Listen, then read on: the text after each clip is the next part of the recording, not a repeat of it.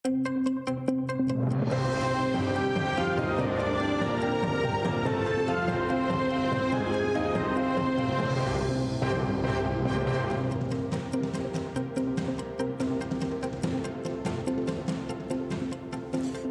қайыр декабрның бір эфирде заман қырымвет дүниеда алған хаберлерінен таныш етмеге азырмыз. Студияда сілерді мен Шевкет Наматулаев селемлайым.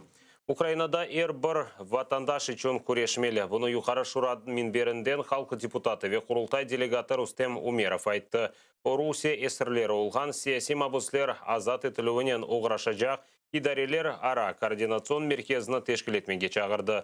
Ишғалжылер Украина ватандашларына сияси бақышлары ведені менсуплігі үшін тақып етмекте деді. Русия түрмелерінде 111 Украина ватандашы бір себепсіз эсол оларақ тұтылмақта ексериеті қырым татарлар. Украинада бұл эсірлер азат етілмесінен оғырашажақ бемесулетлі олған бір орган жоқ, деді Рустем Умеров. Наші громадяни в російських тюрмах перебувають в нелюдських умовах. Внаслідок російської агресії всіми громадян України, які стали заручниками Москви, залишилося без батьківської опіки та уваги 186 неповнолітніх дітей. Це страшні цифри. Незважаючи на це, ми досі не маємо єдиного органу, на який було покладено координацію роботи по звільненню наших громадян. У зв'язку з цим пропоную утворити міжвідомчий координаційний центр, завданням якого буде звільнення громадян України, які були позбавлені свободи внаслідок збройної агресії. Ми маємо чітко зрозуміти, як відбувається процес звільнення, хто формує списки на обмін, хто відповідальний за процес перемовин та складання цих списків. Маємо підтримувати постійний зв'язок з родинами політв'язнів, розуміти, чи надається їм правова та матеріальна допомога, чи інформуються родини політв'язнів про проведення перемовин щодо звільнення. Қырым прокуратурасы Ишғалден сон 13 кіші қырсызлануы бойынша жинай даваларына тақық етмекте. 2014 сенесінден берілі Қырымда 44 кіші қырсызланув нәтижесінде қайып болған. Бұны Қырым прокуратурасында хабар еттілер. 19 кіші есірліктен азат етілді. Учыны Ишғалжылер махкім еткен. Бір инсанны четел мемлекетке экстрадиция еткенлер. 15 кіші аққанда шымдылық бір шей белі дегел. 11 кіші олар арасында Эрвин Ибрагимов, Ислам Джепаров, Жевдет Ислямов, Мұхтар Арисланов қырсызланмасына Ишғалжылер ве сөзде Қырым самооборонасының алақасы олғаныны избатлаған делелер бардыр. Прокуратура векілі Кирилл Копейка хабар еткенне көре тек Ришат Аметов қырсызлануы ве өлдіруіне алақасы олған инсанларының белгілеп олғанлар. Оларға шекленов сеслендіріп, қыдыруға айлан еткенлер. Ләкин дигер қырсызлануылар тақық етілмесіне Украина құқық қорғаушылары ишғал етілген Қырымға барып оламағаны кедер етмекте. Що стосується результатів розслідування, то на теперішній час найбільш показовою справою справа Рішата Аметова, де є фактично вже встановлені особи та підозрювані. Що стосується інших справ, на даному етапі збираються докази в тому обсязі, який є можливим у зв'язку з тим, що доступ до тимчасово окупованої території на даний період часу для правоохоронних органів є неможливим, тому це ускладнює збирання доказів та заважає органу досудового розслідування частково пришвидшити встановлення можливих свідків і причетних до кримінальних правопорушень. Украинаның юқары махкемесі Девлет қайынлігінде қабатлы оларақ танылған Василь Ганышның ұқымына ләғу етіп, давана яңа апелляцион бақылуға юллаған. Ганыш Қырым парламентінің сабық депутаты еді. Оны Киев махкемесі Қырымның Ишғалжылер анаясасы қабыл етілмесіне рей бергені үшін ве Ишғалден сон кефешер шурасынан намзетіні көстергені үшін Девлет қайынлігінде қабатлы оларақ танып, 12 елі қапыс мұддетіні белгілеген еділер. Житомир махкемесі есе сабық депутатыны сағлығы зайыфлашқаны үшін жеза чекмесінден бошатты. Шымды Ганыш хастаханеде болына екен. Василь Ганыш 2015 сенесі барде Қырымдан Херсон велетіне шыққаны вақыт мемори сыңырда тұтылған еді. Қырым прокуратурасы шымдылық махкеме қарарыны изатламай. Авропа бірлігінде Қырым мәселелері бойынша мақсус темсілжі вазифесі тешкіл етілмелі. Бұн Украина тышышлері назирі Дмитро Кулеба Түркияның Анадолу агентлігіне берген изатында айтты. Оның сөздеріне көре Авропа бірлігі Украинаның ішдеші ве Украинаға Русия еле женг башлағанындан берілі қол тұтмақта. Ішбірлікні есе да кеңішлетмек керек, деді Кулеба.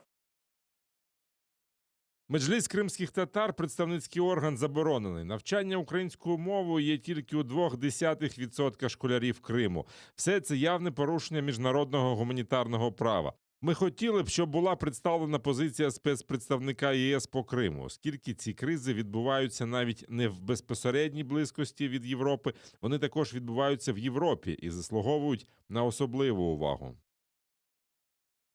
Түркияның девлет шақси ортақлық тәжірибесі Украинада бұйық лейхалар амелге кешірілмесіне муафақиетлі нюмене ола біле. Бұн Украина баш назирі Денис Шмыгаль, Түркияның президент ел башысы Фауд Актай ile көрішкен вақыт айтты. Олар түрк шіркетлерінен Украинада ішбірлік құрылмасы ве ятырымлар желп етілмесі үшін бизнеске шарайтлер яратылмасыны мұзакер еткенлер. Бұне берабер ішғалден сон Ярбананы терк етмеге мечбур олған Қырым татарларға Украина қытасында мескен құрылмасында лаф еткенлер. Февраль айында Түркия президенті Реджеп Тайып Эрдоған Киевге ресми зияретінен келгені вақыт көчмеге мечбур олған Қырым татарларға квартиралар құрылмасына, пара айырмаға ве құружылықна башлатмаға азыр олғанын да бір кере білдірген еді.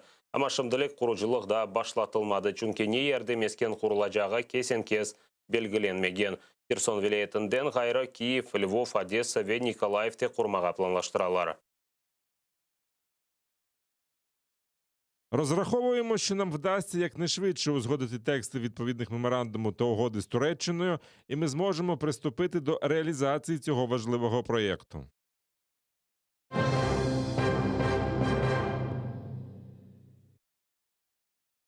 Дөрт дұшман атышыбы ве йоқ етілген Русияның пилотсыз учеджалеті. Водяной жеварында ішғалжілер граната атыжыдан атеш açқан Гнутова янында тұрған Украина арбелері позициясы танкқа қаршы граната атыженен ұжым етілген. Екінші күн дұшман күчлері дрон вастасынен Украина арбелері позицияларыны араштырмақта.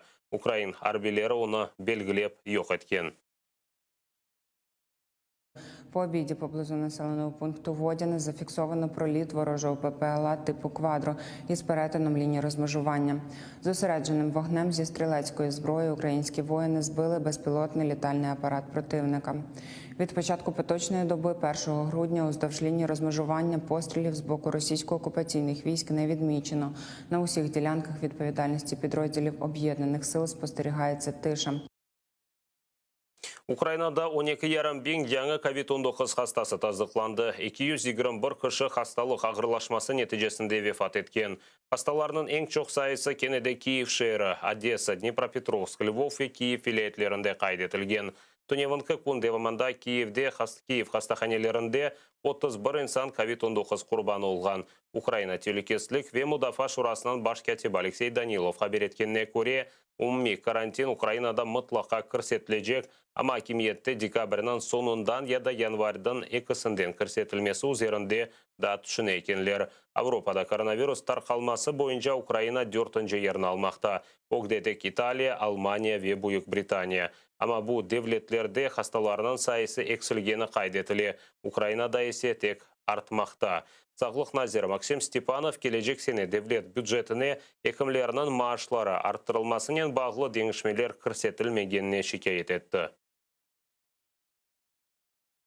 Я б'юсь за ті цифри, які повинні бути. Я вважаю, що Україна нарешті повинна вилізти вже з цього болота. Коли ми тільки дивимося в інтернеті, в соцмережах, в якому стані знаходяться наші лікарні.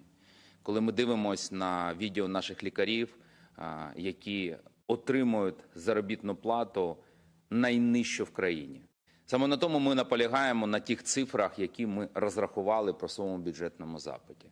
Розрахували, що нам потрібно 296 мільярдів гривень на фінансування медицини. Це та сума, яка необхідна, щоб нас дійсно лікували. Işgal etilген Qırımda ise 276 kişi koronavirusқа ұғыраған. Олар арасында бір бала да бар екен. Кечкен күн девамында 10 кişi COVID-19 хасталығы нәтижесінде вефат еткен.